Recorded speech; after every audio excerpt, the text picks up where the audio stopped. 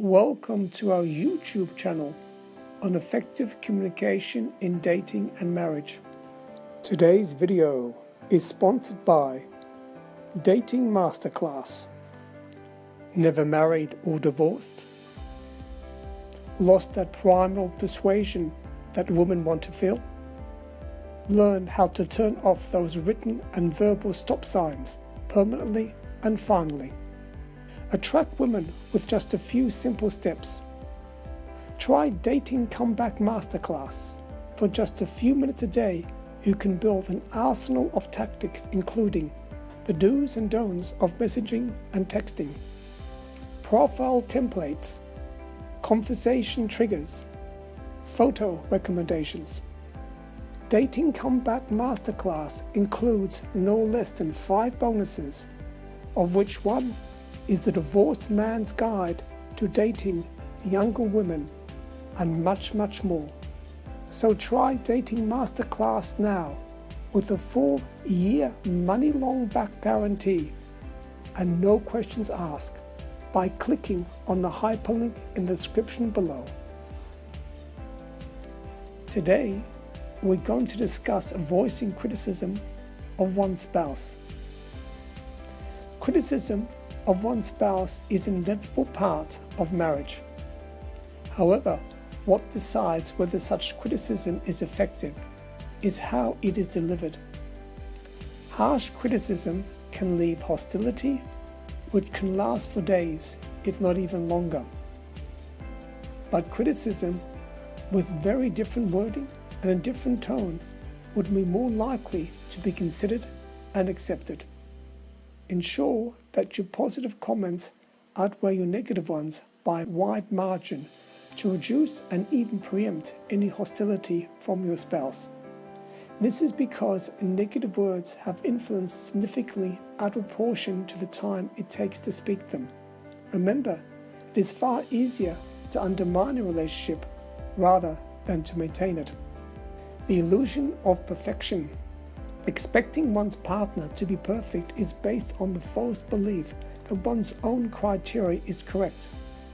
While there are undoubtedly certain absolute standards of contact, such as honesty and courtesy, etc., there is an inexhaustible supply of other things which are highly subjective. Seeing these as being absolute standards of conduct would only result in an equally inexhaustible barrage of criticism. While it is difficult to prioritize what is important or not, it is certain that a lack of prioritization will only destroy a relationship. So here are a few guidelines on how to communicate areas of concern with your spouse. Criticize actions, not the person. Contrary to popular belief, actions are not necessarily a reflection of what a person is truly capable of. Criticism should therefore be directed at showing what the person is capable of doing right, rather than what he or she is doing wrong, without negative, sweeping generalizations of your partner's personality. Express your feelings, not faults. When one feels pain, the tendency is to lash out at the source of that pain. If that person is your spouse, then they will feel under personal attack. To avoid this, internalize your pain by expressing your feelings.